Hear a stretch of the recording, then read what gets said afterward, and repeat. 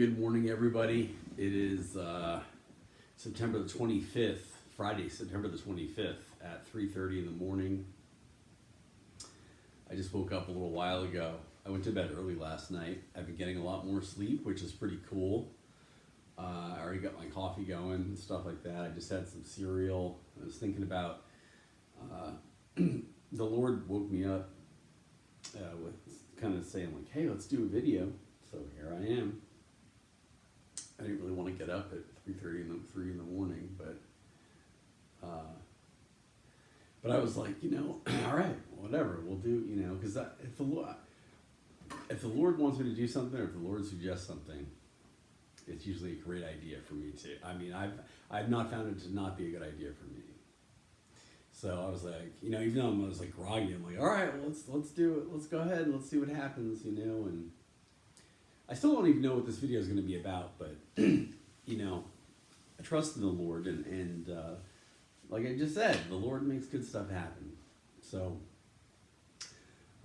immediately on my mind notes, I'm really excited about cable today. Finally, like to have live TV is going to be so neat again. The cable installer is supposed to come between 9 and 11 a.m. I think is when it is, and I don't know how many of you read my Facebook post about having the conversation with the agent, the Xfinity agent or Xfinity rep about Comedy Central. That was pretty funny. For those of you that didn't see that, my post on the subject, I've never had a cable bill in my name before. When I lived with Bob over on Maple Avenue here in South City, for years, Bob handled the cable. He paid for the cable. So I never really worried about like how it was all set up and how it worked. And so I told the Xfinity rep that the reason I was getting cable is mostly because I wanted to watch local network news and have local live channels and stuff like that. And she said that, all right. And then I just got thinking as we were talking, and I said, well, I'm going to have the Food Network too, right? And she said, well, I can add that in, I can put that on. And I was like, wait a minute, I'm like paying all this money for cable, and it's like going to be like on an ad hoc like basis, like where I add these channels in like one by one. I mean, that seems like I can get pricey. So, and I was like, well, I have other things that I want to watch too. I want to be able to watch like Comedy Central. I want to be able to watch like, Smithsonian Channel, like all that kind of stuff. And so I said, after the Food Network, I said, and what about Comedy Central? Am I able to watch that? And she goes, what's that? Is that she said, what's that? Is that a show? And I was like, oh, no. I mean, it's a network. It's got The Daily Show on it and everything like that. And she said, I'm not familiar with that. I'm up in Washington. I'm gonna have to look that one up. And like she did it so well that I honestly believe that she did not know what Comedy Central was. It's like, and I was just like, Anyway, so I said, don't you have like a basic starter pack or like a basic lineup or something like that? And she said, yeah, we have that. And so we never resolved the Comedy Central issue. It was I moved on from that, and I ordered the basic lineup. So now see what happened is when I first got the people that had this apartment before me, because most of the people in this complex have Xfinity or Comcast or whatever. Now my friend Ann told me about Wave Broadband, this other company, that she had just gotten a Roku with, free for a year or whatever, and she was paying $50 a month for internet. And I thought, well, with internet and a Roku, I'm good to go. And, I think for a lot of people it would be, I'm sure, but I didn't like that. I tried it out. We're going to see how much television I watch with a regular TV. I think it's going to be not a ton more, You know what I mean? I don't think my television habits are going to drastically change. Though I think I will watch considerably more television because part of television for me is being plugged into what other people are doing at the same time. So it's kind of interesting because what I consider to be the benefit is I think what a lot of people consider to be the drawback of television is that you know what I mean, like they've got to watch if they want to watch this, so they don't TiVo it or whatever it is that people use now to tape stuff. That it's some kind of disadvantage or whatever. But I sort of like the nostalgia, like on Thursday night at 7 p.m. on NBC, we're all watching, or at least that's when, whatever like comes on, you know what I mean? Like, and we wait for that to happen every week, whether it gets posted to Facebook or like whether it's on, that's fine or whatever. But I sort of like the, and you can get that. I'm not saying you can't get that with the Roku or whatever, because like stuff gets released when it gets released. But okay, that's another thing too. I don't want to watch like taped news. Like, I don't know. I just want to watch regular television. That's it. Period. When I say I want to watch regular television, that's what I want. Yeah. But like, yeah. So I'm excited. They're gonna be here today, and I have a box. I have a little thing for the internet, and it's a little. I'm not gonna say how much. but with my unemployment, I'll be able to afford it, and it's not even actually. So supposedly, what I'm getting for unemployment, it's not even like ridiculously expensive by comparison. You know what I mean? It's a very affordable, but also too with the Roku, the problem that I noticed was that everything I wanted to watch was not free when I wanted to watch it. You know what I mean? And like. I basically felt like I had a pay-per-view box that I couldn't really use because everything I did was like, we have this free with this subscription. You know what I mean? I'm like, oh shit, And then right now I don't have any money on anything, so I can't do the free subscription. And then after a while, you can't do that anyway. So I'd rather watch because I'm going to tell you something. 114 channels is how much I think I have for what I'm paying for. Like I'll find something on there to watch. I don't care, I always did. I mean, cable has always done me right. Every time, excuse me, throughout my life, I've never had it, it's been good. So I'm looking forward to it. I don't even want Hulu with live channels or any of that shit. I want like just regular real television. I think people are gonna want to get back to that too. I'm telling you, because television is not going anywhere. I don't care what anybody says. I mean, it really is not going to go anywhere. If people love television, there's nothing like it, and it's always going to be around. It's even. I think it's going to. If you compare the like in the music industry, like the record industry. Okay, compared to like television, I think that television has more. Believe it or not, I know people are going to go like, "What?" But see, like for example, the reason I say this is because nowadays you can produce music on your own and produce pretty goddamn high quality music and release it in a way. I mean, Justin Bieber, didn't he become famous like through YouTube? Essentially, I mean, I'm not saying he was. I don't know to what level he was producing his own stuff then or whatever. Like, I don't know if he was just like, hey, I here's a number, I'm gonna do it, and it's not really produced. I'm not sure if it was like that or what. But the point being though, there are many people that are out on YouTube though. You know what I mean? That are you can develop a music career. I'm not saying you can get going. You know what I mean? And produce even if you don't have the marketing, you can still produce high quality music. I do, honestly. I have my shit's excellent. I mean, I feel crappy saying that without putting any of that out there yet, because I'm thinking about how I want to put it out there. If you want to know the truth, I've been thinking about that the past like week or so. Because I don't want to, I'm not overly worried about people stealing my material, but like, the more I've been thinking about doing it, the more I do think about that, and I also want to present. I want to release it in a way that is just the best for it. So I'm just giving it a little bit of thought.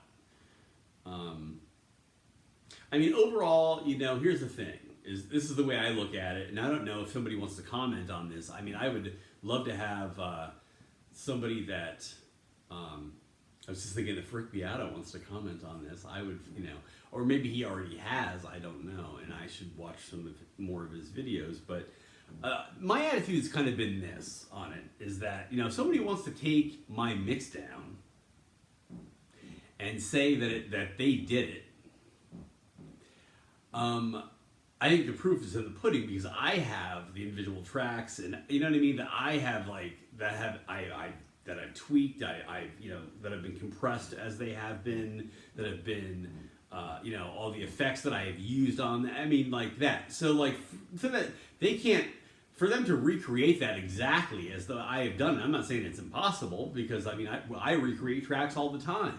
You know what I mean? But they're not exactly like that, and they don't have the original. You know what I mean? I think that I've got the keys basically saying that this is the real deal. I've really done it, and that they're not going to really be able to do that, especially because in a mix down. Like Rick Beato, one of my favorite videos when he did that video on all the small things. You know what I mean? There was that little octave synth thing in there where it's like and you really can't hear that. Most people really can't hear that. I could not hear that until it was pointed out. It's funny because now in a bunch of other tracks, I was listening to a track the other day that has almost that same exact thing. It's much more audible, and I was like, God, this is kind of a common little you know what I mean? And used in exactly the same way too. I mean, octaves are used obviously all over music. I'm not trying to say, but it was specifically well, it wasn't used in the way to create. But I don't believe it was used to kind of create that dissonance that Rick was talking about. But well, I'll have to remember what the track is, and then I can mention it. But anyway, so I will be releasing some more of my music, and I just want to make sure that it's done in the right way, and I do have the mix down, so I'm not too really. I do have the I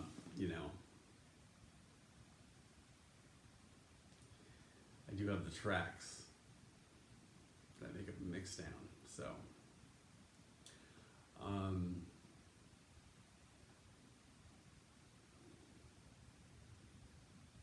well, I want to say, I want to shout out to Coulter right now. I'm thinking about you so much lately. As always, though. I always do. I miss you so much. I miss you so much, Coulter. I want you to be here with me so badly.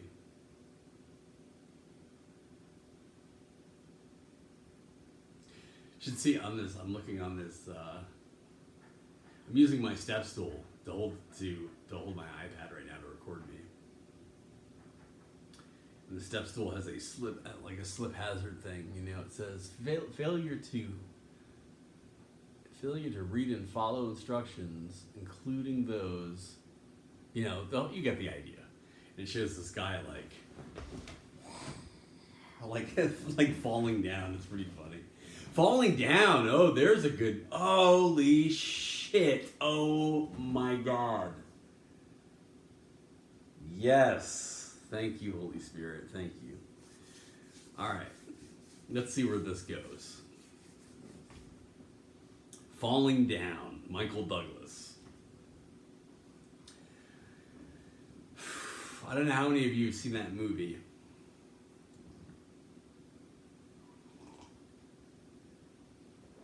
But that was me at one point in my life. Angry like that.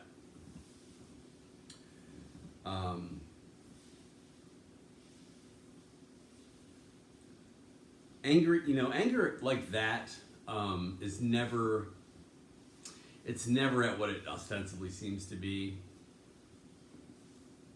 In my experience, not only my experience with myself, but experience with other people as well. I can't believe I can't believe the way the Holy Spirit works, because the subject which I'm about to get into, the Holy Spirit was alluding to this is what we were going to talk about, and I was like, I'm open to it, but how the hell are we going to get into this? How is it going to work? I was even, just before I did the video, I'm like, I need a lead in. I can't just drop into that, and I had no fucking, like, son of a bitch, dude. Like, wow. And I was like, well, let me just get talking and see where it goes. But Spirit, wherever you want to take it, you just show me the way, and that's that. And here we go. I'm falling, the son of a bitch. Anyway, okay. And I started to think, just for that I started to think, well, I guess we're not going to be talking about that today. That's all right, another day. And wow, I'm almost afraid. I want to get this out.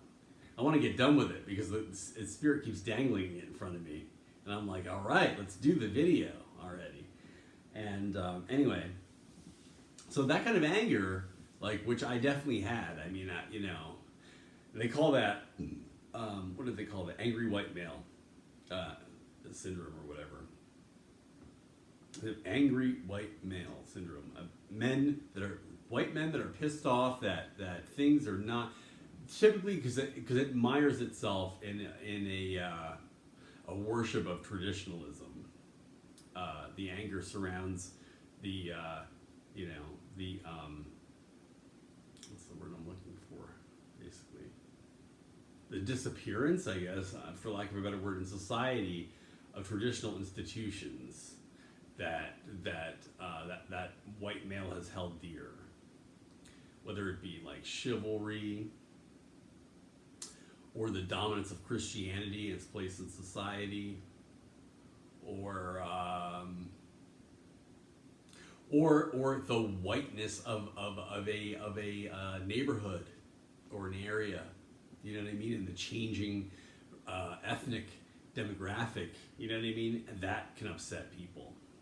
That can upset the white person, all that kind of stuff, you know what I mean? Basically, because what it does is, it's something that makes the white male feel as if, the ground beneath his feet is being ripped out. All right? But see, like I mentioned, the anger about this has really nothing to do with any of those things. It's typically because something else, some kind of insecurity, some sort of loss, that is not just the loss of some other kind of loss, though. Like in my case, I'll explain exactly what happened.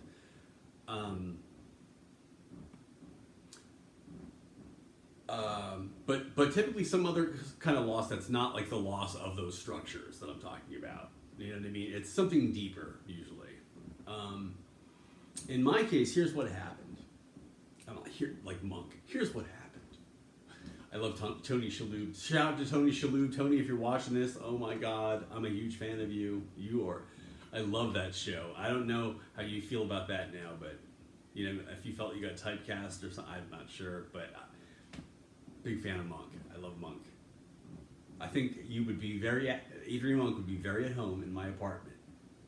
Okay, except for if you think, because Monk is so crazy that there probably would be a couple things that Monk would be like, oh, Anyway, though, on to the stuff that's difficult to talk about, All right. In 2003, I met a major person in my life, I remember an episode of, I think it was like Scooby-Doo with one of the characters was, oh God, what's her name with the cigarette holder, the comedian? From the 60s. Shit. You all know her name that are watching this. I hope. Phyllis Diller. And who didn't really smoke. Remember that. I don't know if you guys do, but she was talking about her living room, and she had husbands. Maybe it was, I don't know, Elizabeth Taylor. Probably an Elizabeth Taylor joke, honestly, is probably what it was. But having pictures of her husbands on the wall, like her, the major husbands on her wall in the living room, and she's like, I don't know why, because they're all dead. That is definitely an Elizabeth Taylor joke, I think. Yes, because she's like, they're all dead. I don't know why they're in the living room, because they're all dead. And so, like, we have those people, those of us who have not been fortunate enough to have married our high school sweetheart and been together like all that time, which I think is beautiful. And I mean, that I've throughout my entire life, I've kind of thought like, wow, that whenever I see that, I'm so charmed by that. I think that's wonderful. Anyway, so a major guy on my wall, who actually isn't on my wall though, so what is that? Whatever. But you know what I mean. Is Dustin Rasmussen. Dustin Rasmussen was the first true real relation. I mean, I had relationships before then.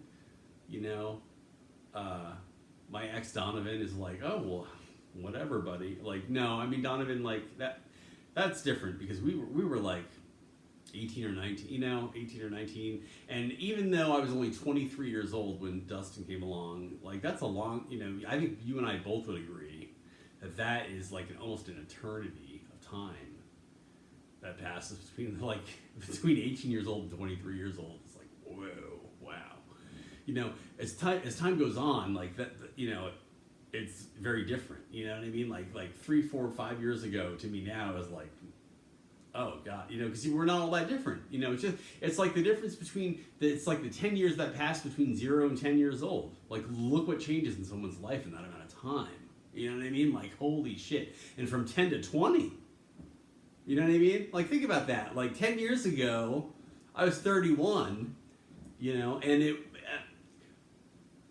even though, yeah, I mean, it's still a big deal. A lot's changed since then, too, of course. But not as much has changed between 10 and 20. You know what I mean? Like, that's a huge period of development in a human life. So with Dustin, by the time I met Dustin, I kind of consider him my first real relationship. And honestly, up until Coulter, like the only real relationship. It takes a lot of courage for me to say that wow. But I'm saying, I'm going with it because I know the Lord's telling me the truth. If He make a fool out of me, well then, so be it. But definitely, I've never had a relationship as big as Coulter and I are about to enter into.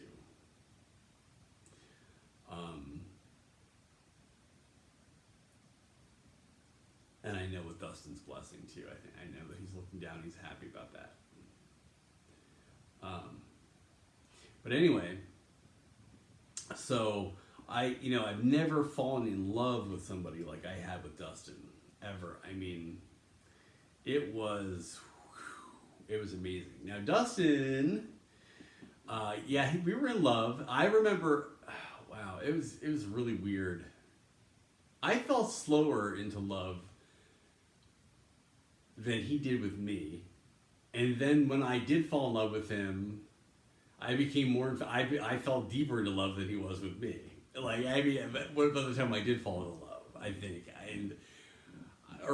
that's about as close as I can describe it. Because I think we were in love with each other maybe about the same, I guess. But like, maybe he had cooled by the time I really fell like head over heels, and I was more. Because, like, here's what I remember, like, when we first met, he was infatuated with me, and he would not shut up. Like, so we would meet, and I wanted him to be around me, but I didn't want him to, I wanted him to be around me a lot, but he would not stop talking and did not allow me to I remember, like, being outside on my porch and having him, like, yeah, I remember feeling, I don't remember what he was saying, I just remember feeling, like,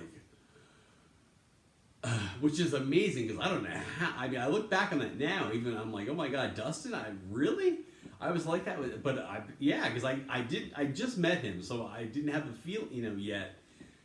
That's what the Lord, I guess, wanted. Oh my God, that's amazing because anyway.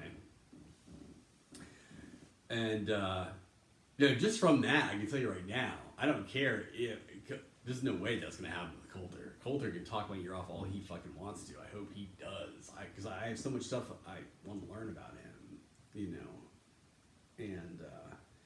And anyway, so but I gotta, in order for me to talk about this, you know, Coulter, if you're listening, watching, you got to listen to a little bit about Dustin a little bit, because in order for me to get to say, like, in order for this all to make sense and what I want to say, I've got to talk about Dustin. I know that people don't like to listen to people talk about their old relationships, especially when they're talking about them glowingly. But you can take, I think Dustin would be like, you can, you know, tell him you can take comfort in the fact that I'm dead. Anyway, so like Dustin would say that. He would. Dustin was amazingly irreverent. You know what I mean? Sometimes that causes huge problems in a relationship. Is that, you know, sometimes like he just got over shit too quickly. I'm like, you know, you did wrong. You need to sit and feel guilty with that for a little bit. Like he's like over at the next minute. Like, well, you know, can't cry over spilled milk. I'm like, well, on the one hand, like that's true, honey, but like, Jesus Christ, you know what I mean? Like, you don't be over it that quickly, you know. But anyway. So, like, you know, so I felt I don't think I need to talk very much about this in order to get to the point, but, like, I fell very hard in love with him, like, very hard. And it took me a very long time to get over that relationship.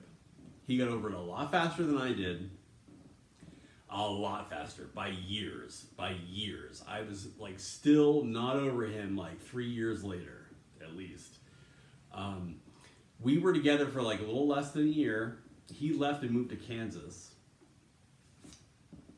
And I was still kind of obsessing about him, like even like in 2006, 2007.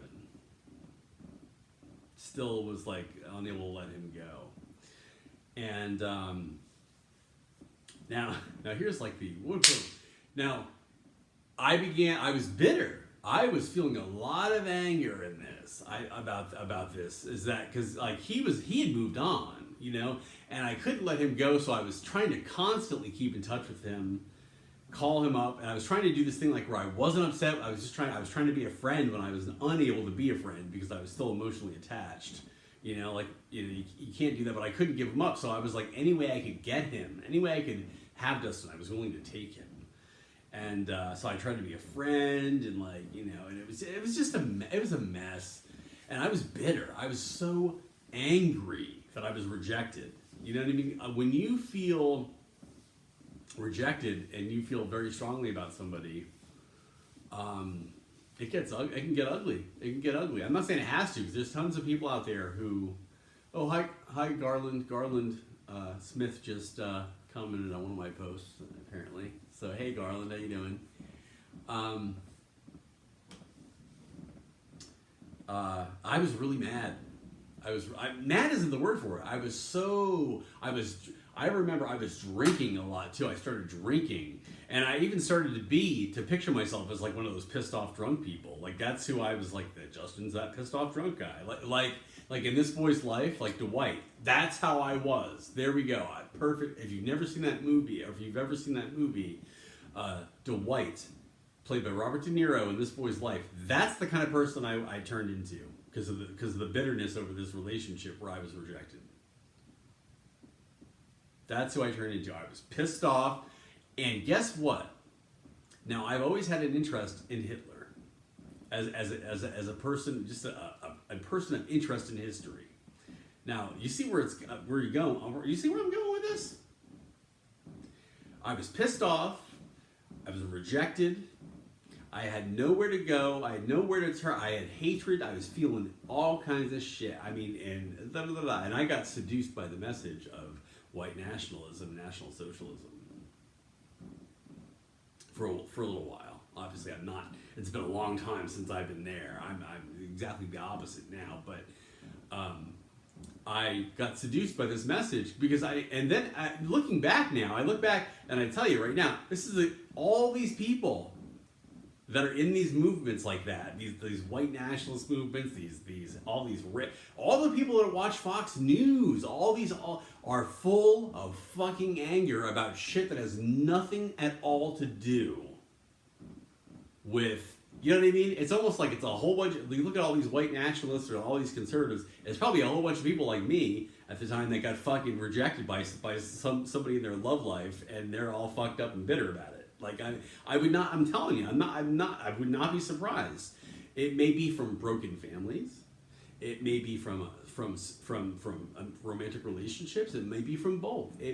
But I'm telling you right now, the person's broken.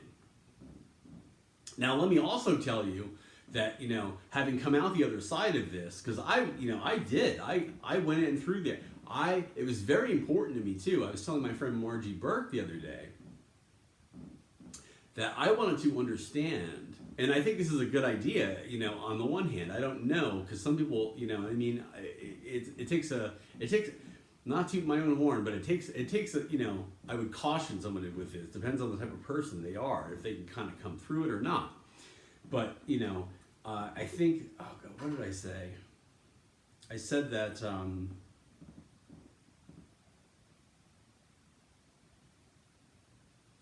hold on, I have my phone right here, and I'm going to look it up on my phone because I would normally go to my iPad, check this up, but obviously, for obvious reasons, I can't. So, hold on here. You know what? I may have said this as a. Oh gosh.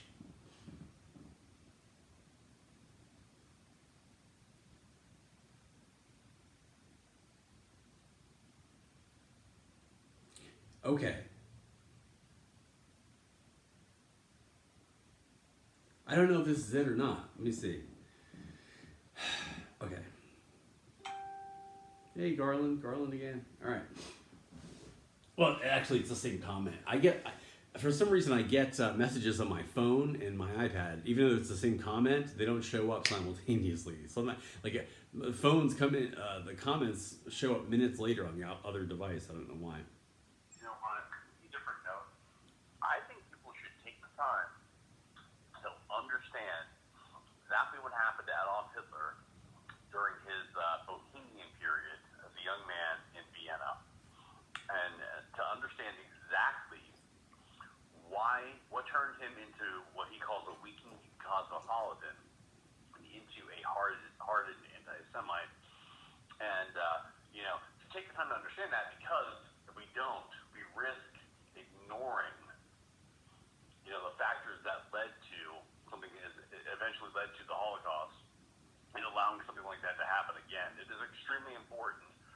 You can't just dismiss it as something that, okay, it all boils down to he was resentful and he used Jews as a scapegoat. Well, of course we know that, but it's important to take the time to kind of try to see the situation through Hitler's own eyes, and I did that. And it took quite some doing, but it was worth it.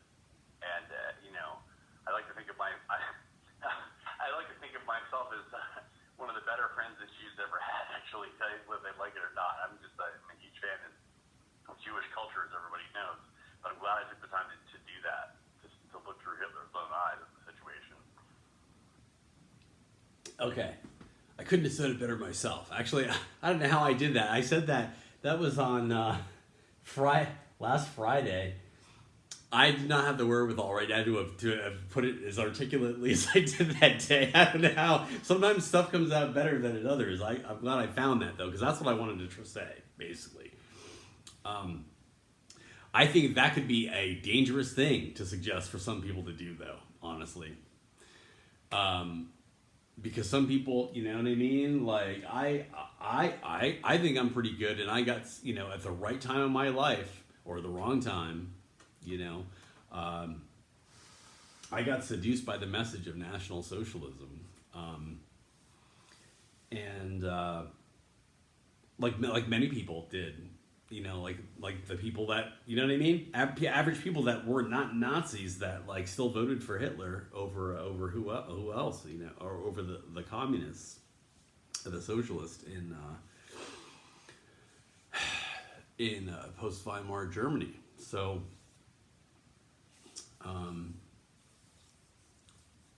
but here's the here the problem is this, is that I realize you think that, okay, I've been through this, right, and I've come out the other end of it, so I'm the perfect person to go talk to, or to kind of help people out of their racism. And unfortunately, that's not true, because it's not people don't fall into racism for rational reasons at all, and so they cannot be rationalized out of it. People fall into racism for emotional reasons that have nothing at all to do with the racism. They have nothing at all to do with it. They have, like I said, it has to do with hurt and anger and bitterness towards something, and they just channel it, and pick people as scapegoats, because you think about it, because even if, and you'll see this even about things that are maybe legitimate concerns, but like a heavy-handed treatment of it is another area where you see people turning their fucking anger and directing it toward, and you see it. It's like it'd be like if when I got that ticket the other day, which I'm saying it was fine. I'm not saying there's anything wrong with the handling of that ticket or anything like that. That was fine. But imagine if, like, I'd gotten pulled over and that cop started verbally abusing me and so, like, what the fuck, what's wrong with you? Don't you see you could screw up traffic here and you could have gotten yourself killed? Like, what's wrong? Like, if he started doing that, or maybe just like all of a sudden out comes the nightstick. I mean, like, that would have been like, wait a minute here. Okay, yeah, he broke the law. He did cross against the light. He did do that 21456B. Oh. But like, you don't beat people up with a nightstick over that. What are you upset about? Because it's not the 21456B that's got you that upset. There's just no way. It's not appropriate. So too is racism, really. Is racism, that's where that stuff comes from. You can't talk people out of that shit. You can't. You really can't. Because they didn't get there logically. They are there until those wounds heal, or begin to heal, or they get some kind of grace from the Holy Spirit to want to pray about those things. What happened to myself, as best as I can remember, because some of it's hazy. Some of it is hazy. But I do know most directly that I started reaching for the Lord. I do know that. With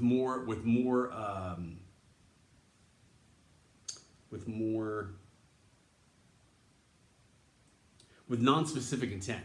You know what I mean? Instead of saying like, Lord, give me this. This is what I need. Saying like, Lord, whatever you will, I just want to do your will. Bring me to where you think I need to be.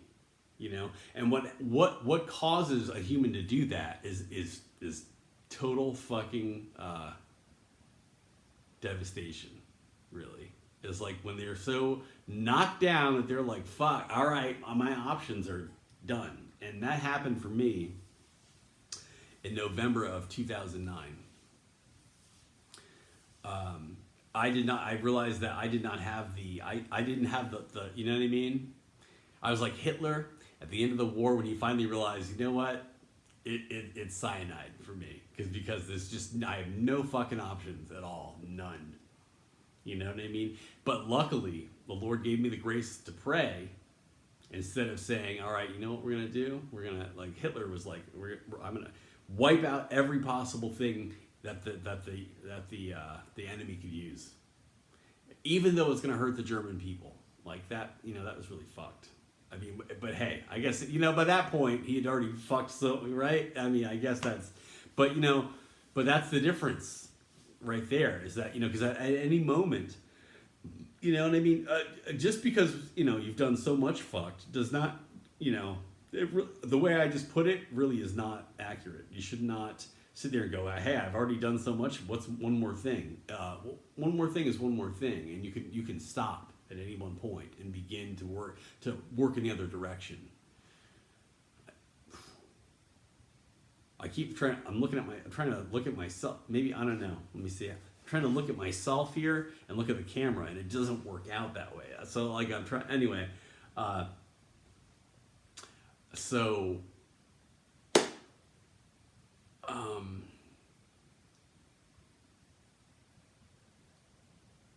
I've been nervous about doing this because I have black friends, you know, and I don't want them. My videos are often very long. I don't want anybody to catch part of the mess, to catch a soundbite.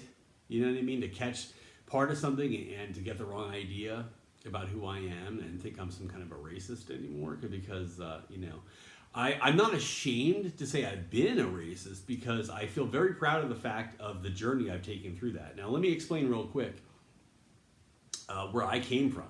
Okay, where I started out before I became a racist. And see, then like I'm worried like a clip like that, like someone's gonna like edit that clip and like, oh my god, he's a racist. You know what I mean? Like I feel like that's my life. Even though I never had that luck, it's like something to be paranoid about. Especially, right? If you're a celebrity and you're watching this, because I have like tons of celebrities that watch my shit, man. They call me all the time. They're like, Justin, you know, I got a call from Kevin Spacey the other day. He just said, you know, you suck. And I was like, well, thank you for watching, though. That's pretty cool. I appreciate that. So, anyway.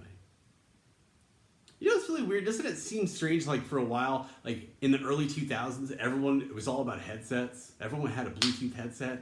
And now it's like, you don't see people, I don't know, it's almost like it went away. That's interesting. I mean, it hasn't. It's still there, but it was like headset, you know what I mean? Like, the whole headset thing was like, not right now. I don't know. Maybe weigh in on this. After you comment and say, damn it, we're so upset you didn't fart in this video, say something about the headsets. All right. So anyway, about the racism, where I started out, I'm from New England, okay? I'm from Rhode Island. I grew up in Middletown, Rhode Island, a small town on Aquidneck Island, the smallest state in the country.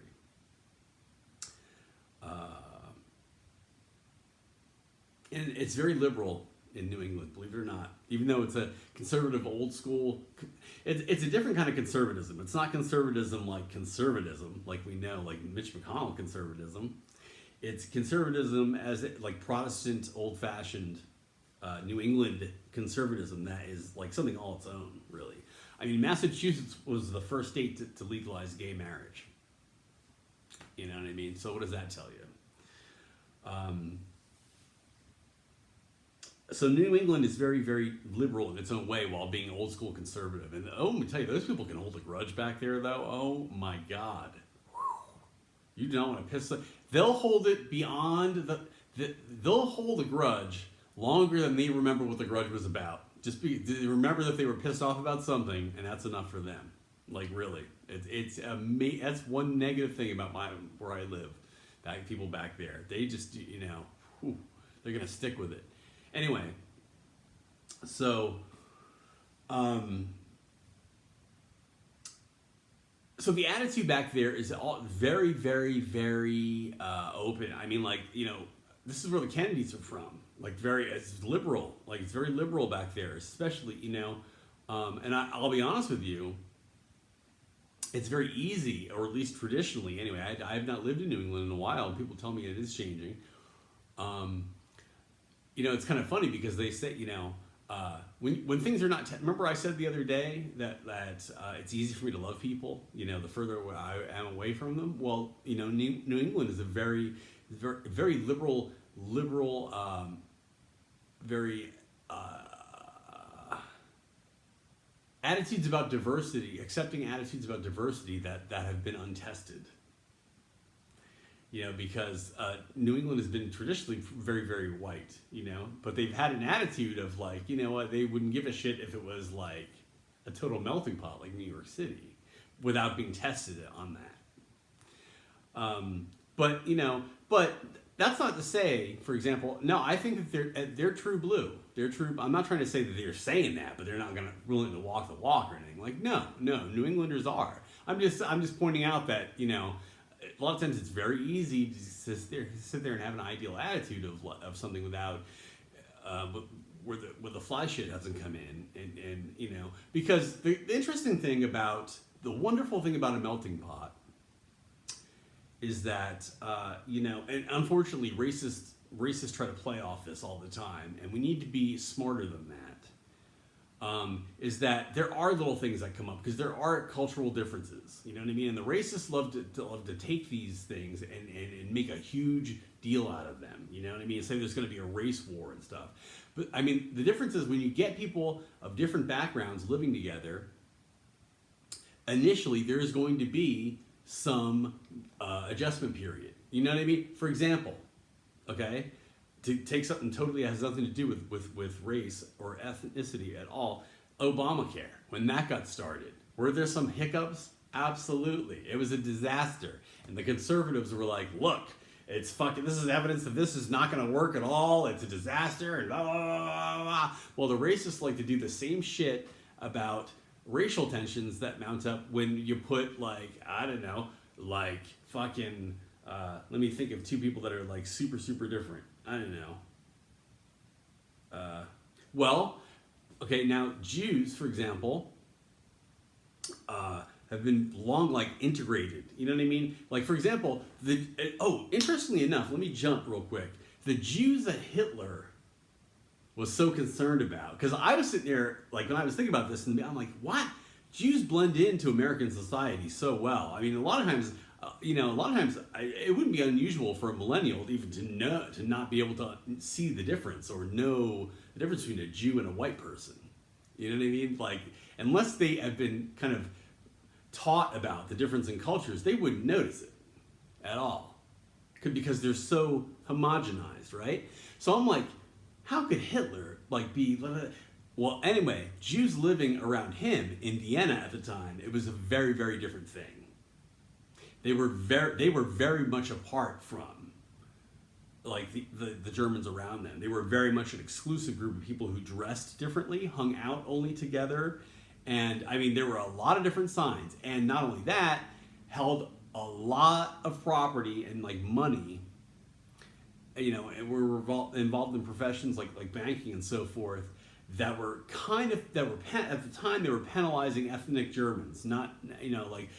Ethnic Germans were suffering kind of like the brunt of an economic situation that wasn't going great. And it looked like, and to some degree it was true, that the Jews were benefiting from it. Absolutely. And so like, then it makes more sense. And you're like, oh, okay. It doesn't make it right. But see, like for a while, like it's very hard to see if you're looking at it from a perspective here, like where you're like, okay, I see Jews in America and like I see Jewish culture here. I don't see how somebody could get upset about that. You'd be right. You know what I mean? Because like the way Hitler experienced it as a young man in Vienna, it was not like this at all. It was totally different. It was, so anyway though, but, and that's what I mean, in my desire to sort of see things through Hitler's eyes, the way he saw it.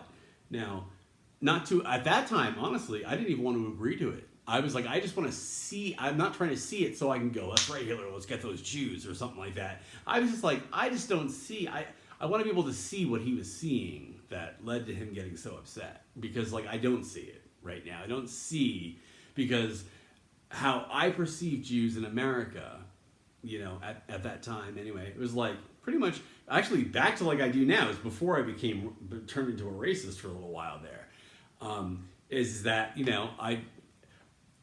basically, it's in America. It's very difficult, and I'm proud of this, honestly, because I like I said, I wish I was Jewish. I love Jewish people.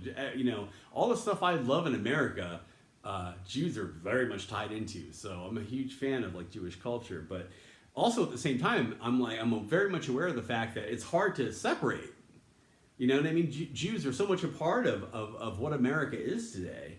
And so much a part of our identity that it's really hard to separate what is Jewish and what is American in many cases, especially in terms of entertainment and in humor. Our humor is very much like Jewish humor and American humor are, I don't even know how you really separate them. I still don't know. To sit there and talk about what is Jewish humor, it's still a conversation I love having, but because it's so difficult for me to really kind of nail down some hard and fast, like, wait a minute. Outside of Israel, we have the largest There are more Jews here than anywhere else in the world, and I think that's friggin' awesome. I'm glad that is that way, you know. Jewish people, I would just like to say that I have the highest amount of respect and integrity for the intelligence of the Jewish people. I just want to say that right now. But anyway, though,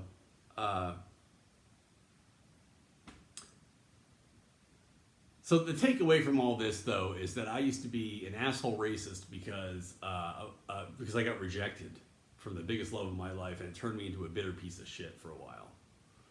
And then what cured me of that several years ago was when I found God again. And I wish I could use that experience to help other people that are in that same dark place of despair to come out of it. But the reality is I can't do that. Only God can do that. And only God can do that in God's own time. I had a friend who... somewhat he a little bit prettier. He does, unfortunately. If you might even say unfortunately, he's not as fucked up. He's in the same place I am, where he's bitter over the same sort of shit, and he's turned his attention and outlet toward racism. But he honestly he has not he hasn't turned into as much of a piece of shit on the outside as I have or did, and. That's unfortunate for him because that means that he's going to sit in that place for a longer period of time before he seeks some help to get out of it. I hope he does. I hope he does get out of that because that is no place to be.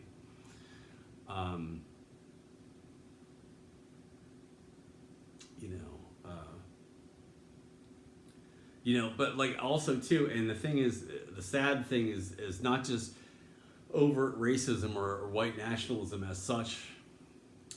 Which is bad, is also another political philosophy that's a lot more accepted in this country, where conservatism is also fueled by fear and anger.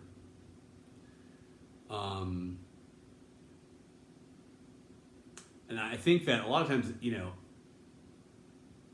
as people get older, there's a lot of things that I think that people can get very fearful, especially if there's senility involved, especially if people come down with dementia or begin to, the weird thing about dementia is that years, like a decade, they say medical research shows that people that end up with Alzheimer's, like a decade before people start seeing signs of it, it's already begun. The decline has already begun in the brain. That's scary as shit to me.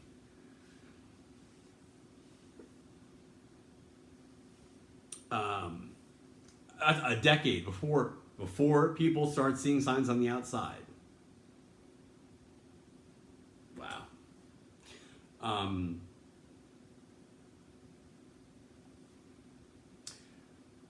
And that causes people to become more fearful. We know that.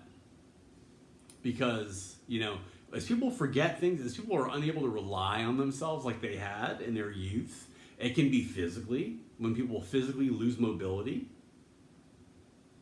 It's, the plight of aging in this country is something to take very, very seriously.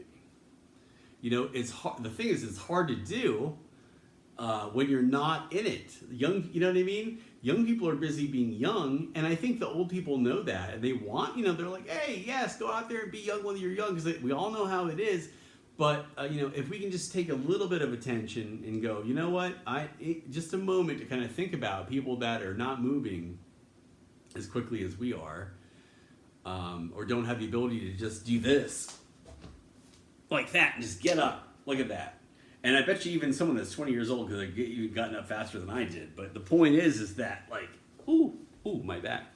That hurts a little bit. But even that, you know what I mean? That's a big deal. And I know this because I hurt my back and could not walk, not that long ago. I was on a walker less than a year ago. It was bad. It was bad. I mean, excruciating pain. I know you men out there that have had back pain and women that have had back pain.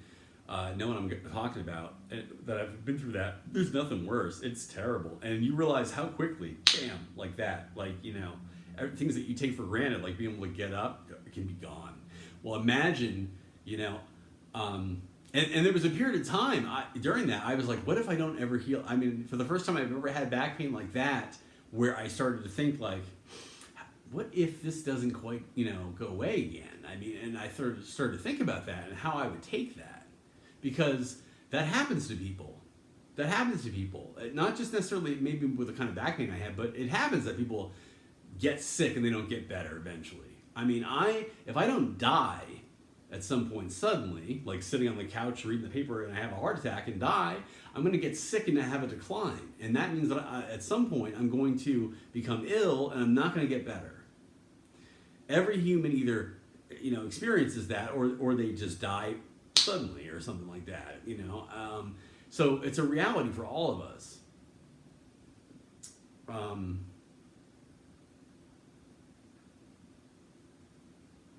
So why don't we just say a quick prayer of thanks that we may walk in Christ's love this day and every day, and give thanks for cable, and give thanks for Hulu, and give thanks for aging, and give thanks for youth. Give thanks for Deborah Hawkins, for Diane Fitzgibbon, for Margie Burke, for Garland Smith, for Alex Bowman, for Coulter Braden Myers, for Kara Masick, for Joshua, for Max, for Ben and Jesse. Did I say mom in there? If I didn't say mom, of course. Mom. Oh, and for the Oh Superman chick. Who was that? Laurie Anderson. For Brother Martin, Prior Elred, Abbott Andrew, Michael Neville, Jimmy, Paul Simon, Rick Beato, Adam Neely,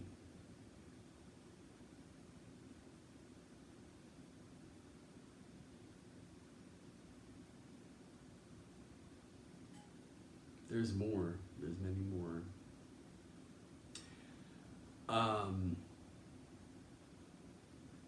For Paul, the Apostle Paul, the asshole, my favorite.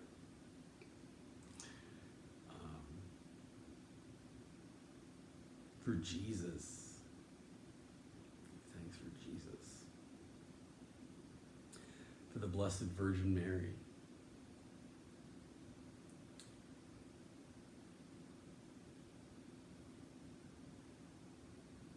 For Monteverdi.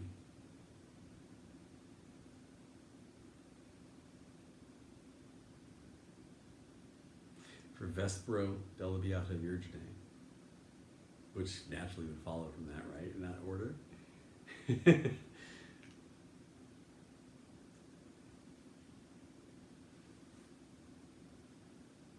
Thank you for being my friends. Thank you for watching this. Thank you for listening to me. Thank you for having faith in the Lord. I ask that you pray for me. Pray for me and Coulter, please. It doesn't have to be a long litany of prayer.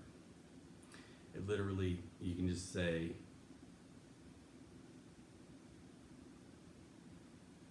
help Justin and Coulter. Help them be together. Help them love each other. That's it. In fact, you can just say, help Justin and Coulter love each other. I would appreciate that. Amen.